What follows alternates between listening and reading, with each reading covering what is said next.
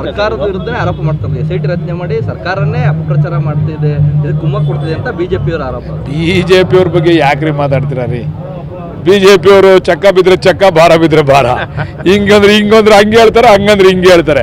ಅವರೇ ಮಾಡ್ಬೋದಾಗಿತ್ತಲ್ರಿ, ಹಿಂದೆ ನಡ್ಕೊಂಬಂದೈತಲ್ರಿ, ಅವ್ರ ಸರ್ಕಾರ ಐತಲ್ರಿ, ಇದರಿಂದ ಆರೋಪ ಮುಕ್ತ ಮಾಡ್ಬೋದಾಗಿತ್ತಲ್ಲ. ಈ ಥರ ತನಿಖೆ ಮಾಡಿ ಅವ್ರು ಏನಂತಂದ್ರೆ ಮಗನು ತೂಗ್ತಾರೆ, ಇದನ್ನು ಜಿಂಗಿಡ್ತಾರೆ.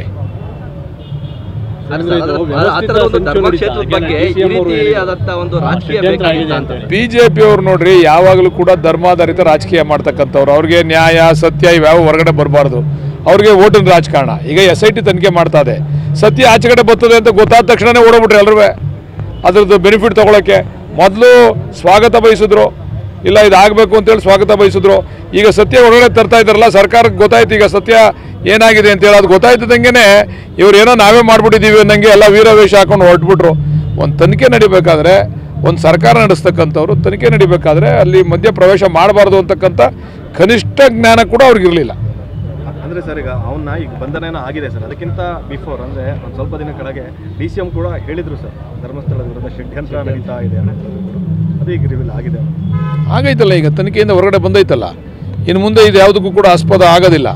ಇನ್ನು ಮುಂದೆ ನಿರಾಳವಾದಂಥ ವಾತಾವರಣ ಧರ್ಮಸ್ಥಳದಲ್ಲಿ, ಒಳ್ಳೆ ವಾತಾವರಣ ಹಿಂದೆ ಯಾವ ರೀತಿ ಇತ್ತು ಅದೇ ರೀತಿ ವಾತಾವರಣ ನಿರ್ಮಾಣ ಆಗ್ತದೆ.